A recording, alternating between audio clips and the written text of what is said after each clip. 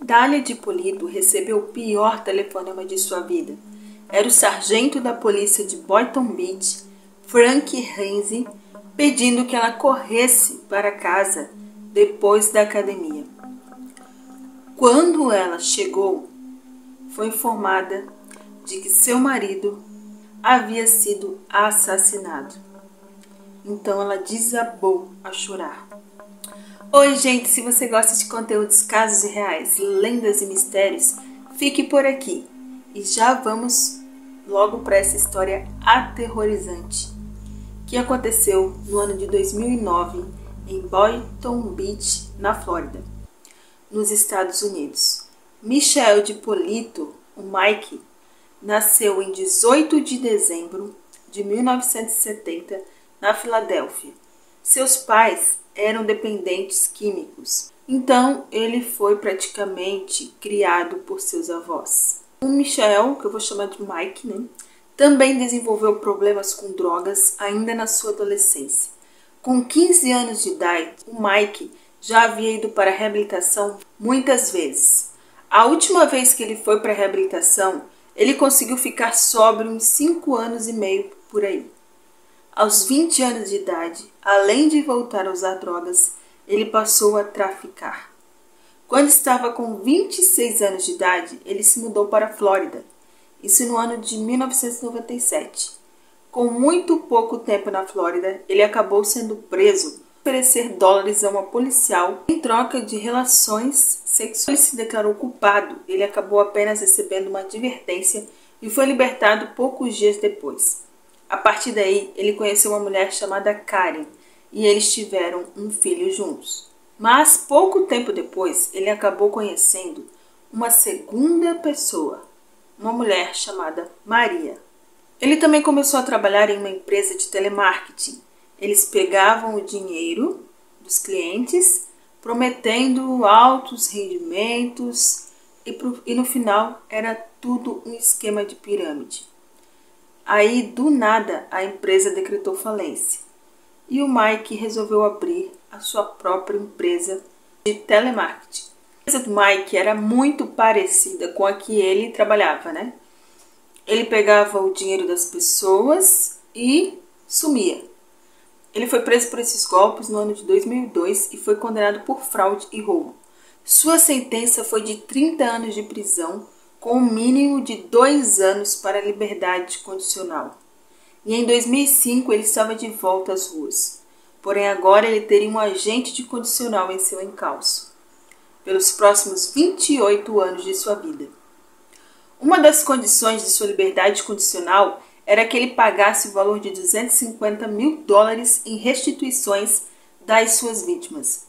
Mas ele não teria como pagar esse dinheiro todo. Então, os agentes concordaram que ele poderia pagar em pequenas parcelas. Assim que ele foi libertado da prisão, o Mike foi morar com sua namorada Maria e se enfiou nas drogas novamente. Só que a Maria não gostava disso, não tolerava, então eles acabaram terminando. O Mike passou um tempo em situação de rua. Não demorou muito para que ele procurasse ajuda dos narcóticos anônimos e se livrasse mais uma vez do vício.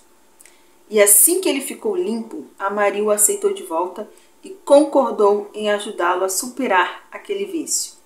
E assim ela o fez, tanto que logo o Mike arrumou um novo emprego em uma empresa de marketing e em julho de 2007 ele e a Maria se casaram.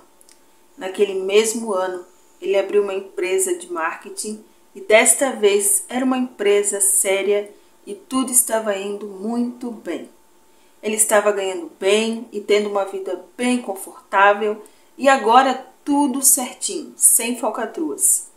Mas em outubro de 2008, ele conheceu Dália e ela tinha 26 anos de idade na época. Ele não conheceu a Dália assim do nada. Ela era uma acompanhante de luxo que ele havia contratado. Ela era o tipo de mulher que o Mike gostava.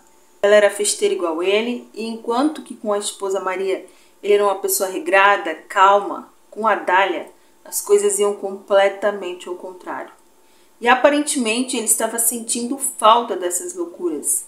Então ele combinou de encontrar Dália na noite seguinte. A Dália também gostou dele e do nada ele foi para casa e pediu divórcio a Maria. Ele só pensava na Dália e na vida festeira que poderiam ter juntos. Ele logo comprou um anel de noivado para ela de $26 mil e a pediu em casamento. Mas afinal, quem era Dália Mohammed? Ela nasceu no dia 18 de outubro de 1982 na cidade de Nova York e quando tinha 18 anos, seus pais se divorciaram e ela passou a ter pouco contato com seu pai. Aos 19 anos, Dália começou os trabalhos como acompanhante de luxo. Então, voltando para os dois, Mike e a Dália se casaram e o relacionamento dos dois era completamente cheio de festas. Os dois eram obcecados por reality shows, tanto que sonhavam em fazer parte de um algum dia. O Mike estava tentando ficar limpo das drogas e por isso ele resolveu trabalhar em casa, criar uma rotina mais certinha e ficar de boa. Já a Dália, a única coisa que ela fazia era cuidar de sua beleza. Ela ia ao cabeleireiro, fazia bronzeamento artificial, essas coisas. No dia 3 de março de 2009, a polícia bateu na porta do casal. Os vizinhos deles fizeram uma denúncia anônima de que ele estava vendendo substâncias ilegais em sua casa. Para o Mike, isso foi muito horrível. Ele estava em condicional desde 2005 e ele realmente estava tentando arrumar sua vida e não fazer mais nada ilícito. Ele não acreditava que a polícia estava em sua casa. Os policiais revistaram a casa e não encontraram nada na residência do Mike. Mas, alguns dias depois, no dia 16 de março, a polícia recebeu uma outra denúncia anônima. A ligação foi feita por uma mulher que relatou aos policiais que ele estava vendendo drogas em um carro cinza. A polícia foi verificar a denúncia e, ao chegar, descobriram que o carro era do Mike. Os policiais o questionaram e ele ficou sem entender nada. Como assim de novo denúncias? Acabaram de revistar toda a minha casa esses dias. Mas ele disse para os policiais que podiam revistar tudo tranquilamente. Então eles revistaram o carro e não encontraram nada. 13 dias depois, no dia 29 de março, o Mike e a Dália estavam em um shopping quando ele foi surpreendido pela polícia que havia recebido outra denúncia anônima de que o Mike estava cheio de drogas. Ele deixou tranquilamente os policiais revistarem o carro, mas ele já estava ficando aterrorizado com tudo isso. Quem estava fazendo isso com ele? Já dava para perceber que era alguém querendo realmente o prejudicar. Eu estava perseguindo, só podia. Mas agora eles estavam com cães farejadores e com a ajuda dos cães, eles encontraram cocaína em uma caixa de cigarros que estava junto com o estepe do veículo. E essa descoberta deixou o Mike sem chão. Ele não sabia como aquilo tinha ido parar ali. Ele disse isso 1000 vezes aos policiais, que aquilo não era dele, que algo estava errado e que com certeza a pessoa das ligações anônimas tinha colocado isso ali. Ele começou a desconfiar que fosse sua ex-mulher Maria, que não tinha aceitado muito bem o fim do casamento. Os policiais acreditaram nele, porque realmente estava fazendo sentido. Porque já tinha havido muitas denúncias, uma atrás da outra, e nada havia sido encontrado.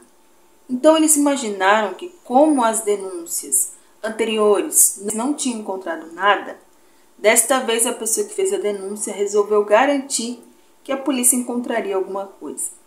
E resolveu ela mesma plantar a droga. Os policiais resolveram liberar o Mike, sem registrar nenhuma ocorrência. Mas alguns dias depois, a polícia recebeu novas denúncias anônimas, mas desta vez os relatos eram de que o Mike estaria agredindo a Dália. Então os policiais foram até a casa do casal e conversaram com eles separadamente. Ele falou que haviam discutido, mas que não era nada sério e que não houve violência física. Mas já estava tudo certo entre os dois. Como tudo foi esclarecido, os policiais foram embora. Na manhã seguinte, depois que Dália lhe entregou uma bebida, Mike ficou doente, que ficou de cama por dias. Ele ficou muito ruim mesmo. E seus encontros com a polícia estavam começando a aumentar. A polícia havia recebido uma denúncia anônima de que Mike estava trabalhando como traficante de drogas. Embora nenhuma evidência tenha sido encontrada, Mike já estava com medo. Ele estava com tanto medo que ele já estava achando que uma acusação iria ser feita logo logo. Então, no final de julho de 2009, ele concordou em transferir o título de sua casa para Dália, para proteger seus bens, caso ele fosse preso. Mas é aí que as coisas saem do controle. Pasmem! Era a própria Dália, a pessoa que ligava anonimamente para a polícia, e era exatamente isso que ele estava planejando, que ele fosse preso. Se aproveitando de que ele estava com esse negócio com a justiça, ela queria, porque queria de qualquer jeito colocar ele na prisão de novo. Mas óbvio que ele jamais imaginava isso. Ele até estava achando que era a ex-esposa dele que estava, aceitar o fim do casamento e estava querendo acabar com a vida dele. Dália vinha planejando o assassinato do marido há semanas. Ela abordou um ex-namorado chamado Shihadin para encontrar um assassino para o trabalho. Mas ao invés disso, ele ficou assim incrédulo e foi avisar a polícia que ela foi atrás dele para isso. Apesar de que a polícia achou muito estranho, não acreditou muito, ela decidiu investigar, A polícia mesmo assim decidiu investigar. E por acaso a COPS estava trabalhando com o departamento de polícia naquela semana e concordou em filmar tudo. Gente, essa COPS deve ser algum tipo de equipe de TV que geralmente tem alguns documentários. Eles instalaram uma câmera escondida no carro de Shihadin e disseram a ele para marcar uma reunião com a Dália. Dália encontrou Shihadin em 30 de julho de 2009 no estacionamento de um posto de gasolina, onde ele disse que tinha um contato que poderia fazer o trabalho. Ela se encontraria com o contato 2 dias depois para coordenar os detalhes do crime. Sem o conhecimento de Dália, o departamento de polícia de Boynton Beach fez com que o policial Weidi Jean se disfarçasse de assassino de aluguel para confirmar suas intenções. Novamente, o departamento de polícia coordenou com produtores da COPS para gravar a reunião, que ocorreu em um conversível vermelho em um estacionamento indefinido, em 1º de agosto. A gravação da solicitação de Dália de Polito é inegável. Posando como o assassino, Jean pergunta a Dália: "Você tem certeza de que quer matá-lo?" Sem hesitar, Dália responde: "Não há como mudar. Já estou determinada. Estou positiva. Estou tipo 5.000% certa." Então, ela lhe deu $7.000 e concordou em estar na academia local na manhã de quarta-feira, 5 de agosto, para estabelecer um álibi enquanto tudo acontecia.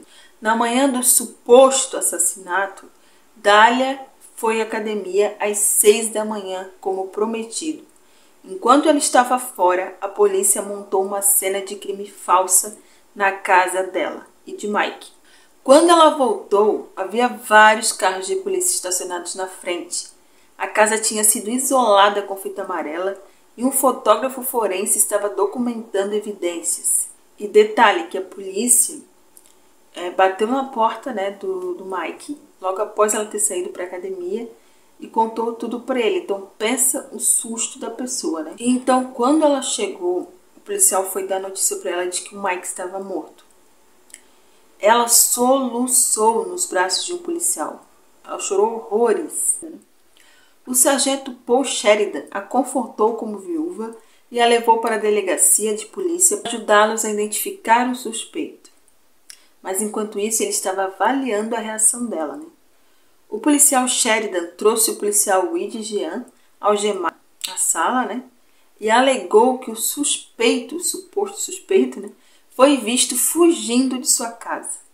Jean, interpretando um criminoso, negou conhecer Dália, e ela negou conhecê-lo também. Mas então a polícia fez uma revelação surpreendente. Mike de Polito apareceu na porta e disse a ela que sabia de tudo. Ela, desesperada, implorou para que ele viesse até ela. Vem aqui, por favor, ela gritava. Eu não fiz nada para você. Dália foi acusada momentos depois da solicitação de assassinato em primeiro grau. O primeiro telefonema de Dália da prisão foi para o marido. Ela não só negou ter tentado matá-lo, mas o criticou por não ter conseguido um advogado para ela. Mike exigiu o título de sua propriedade de volta em troca de confortar seus pais aflitos. Enquanto Dália foi libertada, sob fiança de $25 mil no dia seguinte, seu julgamento se aproximava. Começou na primavera de 2011. Os promotores argumentaram que Dália queria seu marido morto e o controle de seus bens. Enquanto isso, Dália alegou que estava ciente de estar sendo filmada por um policial disfarçado e que foi seu marido que estava tão desesperado para se tornar uma estrela de reality show que a convenceu a inventar um vídeo de assassinato de aluguel. O advogado da Dália confirmou o que ela disse, falou que foi uma façanha que Mike, admita ou não, esperava capturar a atenção de alguém em um reality show. A farsa de Mike para alcançar fama e fortuna foi uma brincadeira ruim. O júri discordou e considerou Dália culpada. Ela foi sentenciada a 20 anos, embora um tribunal de apelações em 2014 tenha considerado que o júri foi selecionado de forma inadequada, levando a um novo julgamento em 2016. As pessoas me dizem, você tem sorte de estar vivo, disse Mike, em uma audiência de sentença. E eu fico tipo, eu acho, mas eu ainda tenho que passar por tudo isso. Não é nem real. É como se eu não conseguisse acreditar que ainda estamos sentados aqui, como se essa garota nem tivesse tentado fazer isso. Apesar das evidências esmagadoras, esse novo julgamento terminou com um júri empatado em 3-3. Dália foi libertada em prisão domiciliar e deu à luz um filho antes de seu julgamento em 2017. Embora o juiz de circuito Glenn Kelly concordasse com a defesa que ter a cops filmando a prisão era flagrante, ele condenou Dália a 16 anos de prisão em 21 de julho de 2017. Seu apelo à Suprema Corte da Flórida, em 2019, foi rejeitado. Sem mais recursos a serem apresentados, Dália de Polito permanecerá na instituição correcional Lowry, em Ocala, Flórida, até 2032. Então é isso, gente. Esse é o caso de hoje. Comentem aqui o que vocês acharam desse caso, assim, surreal, né, gente? E deixe seu like. Me conta aqui, se você chegou até aqui, de que cidade que você está me assistindo. Um grande abraço e até o próximo vídeo.